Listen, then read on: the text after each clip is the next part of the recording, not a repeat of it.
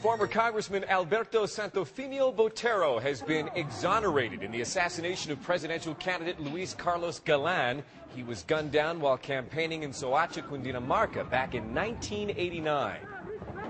I'm Brian Andrews. The appeals court said witness testimony from former members of the Medellin cartel and others that Santofimio conspired with the late Pablo Escobar to arrange the murder was not enough to convict him of ordering the hit. Since last October, the former senator told friends he was convinced the Tribunal Appeals Court would find him innocent. He said testimony against him by John Jairo Vasquez, alias Popeye, and former Congressman Carlos Oviedo Alfaro had no merit.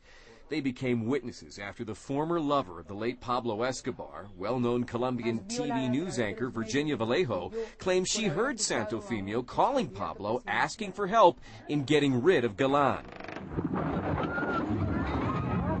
1 year later, after Santofimio was given a 24-year sentence, the appeals court has ruled the evidence against him was not strong enough, and the Fiscalia's investigation could not prove that Santofimio was the person who arranged the assassination of Luis Carlos Galan almost 20 years ago. Plus, most of the other witnesses in the case are dead. A national strike is set for today by unions affiliated with the CUT, or Central Unitaria de Trabajadores. This is an umbrella group comprised of government worker unions who are planning to walk off the job. They include the DIAN, Bienestar Familiar, indigenous truck drivers, even school teachers who are set to take part. In Bogota, we understand there will be several midday marches to the Plaza de Toros on La Septima and 66th. Also marches going to the Plaza Bolivar, just to name a few. The mayor, Samuel Moreno, says public transportation should be running as usual and that classes at public schools and universities should go on. Late last night, President Alvaro Uribe went on national television to talk about the indigenous march that has turned violent in recent days, including the killings of 2 protesters that happened in Cauca.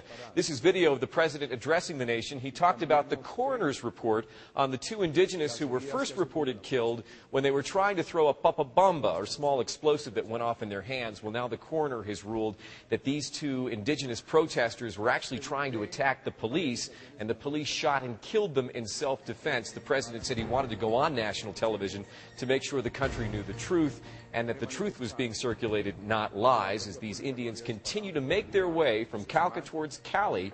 Again, they are upset about recent investigations as the way they've been handled by the national police into the killings and kidnappings of indigenous leaders, and they're upset about the land that's been given to them by the Colombian government. They say it's just not fertile. In other news from Colombia, university protests.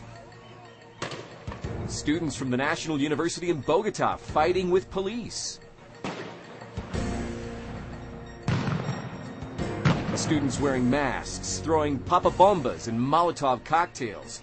The disturbance shut down 26th Street, 30th Avenue, or La Trenta, as we say here in Bogota, for several hours Wednesday.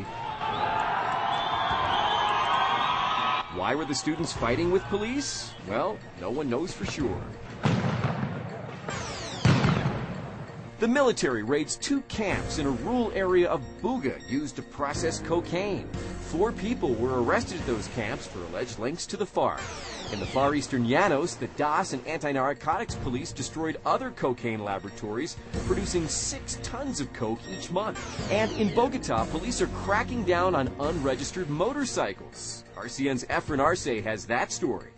Hi Brian, today we have heavy police activity in Bogota. They are setting up road blockades and checkpoints to inspect motorcycles to make sure that they don't have any prior records. And of course this is taking a couple of minutes from them, stopping them on their way to their jobs. And we have one motorcycle here. What is your name, sir? My name is Jorge. Jorge, where are you going to right now? Right now, in this moment, I'm an actor. You got caught here by the police in this checkpoint. How do you feel? Does it make you angry that you're losing some time here, or do you think this is okay? Oh, it's okay. It's okay. I think that is the police is okay. It's okay. Our security is good. Thank you very much, Jorge. I hope the police let you go quick and you can get early to the taping of your soap opera. Well, a good advice for all the motorcyclists that are running through the city is to leave home a couple of minutes early because they may get stopped by police. There are 50 checkpoints in the city, and this, of course, is going to take about 10 or 15 minutes of their time. Reporting from North Bogota, I'm from Arce. Back to you, Brian. Efren Arce reporting from a roadblock in Bogota. Colombia has some of the most beautiful waterfalls in Latin America. We call them cascadas. There's one that's really popular with hikers who visit Nocaima, which is about an hour's drive from Bogota. Well, get ready to get wet, because our Ana Maria Hernandez and Oliver de Iglesias are going to take you waterfall climbing.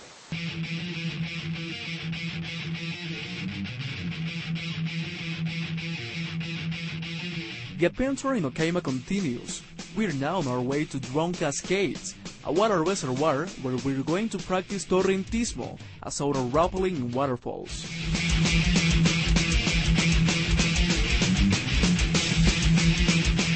We're right now in the Charco del Ahogado waterfall, where we're going to make cascadismo. Cascadismo is this extreme sport where we descend through a cascade using ropes. Oliver's up there trying to get here, so let's check how he's doing.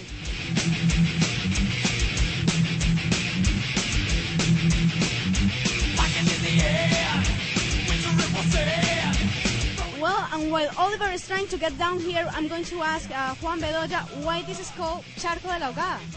It is called Charco de la Ahogada because a long time ago when the devil used to scare people, there was a lady who her husband cheated on him with another woman, had an affair with another woman. So she, in order to get revenge of him, she thought she'd make a pact with the devil. And in order to do that, on the Holy Week, on Friday night, at 10 o'clock, she had to be here in the same spot. Well, I hope Oliver... Oh my God, Oliver is right here now! How was it? How was it? It was wonderful. The water was so freezing, but I gotta tell, well, was so cold, and I gotta tell you that I enjoy it.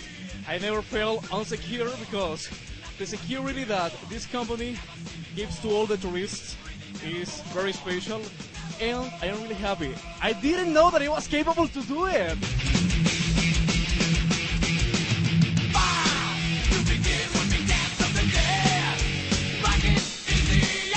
Tomorrow we're going to the town of Tobia, and we will practice rafting right in Rio Negro.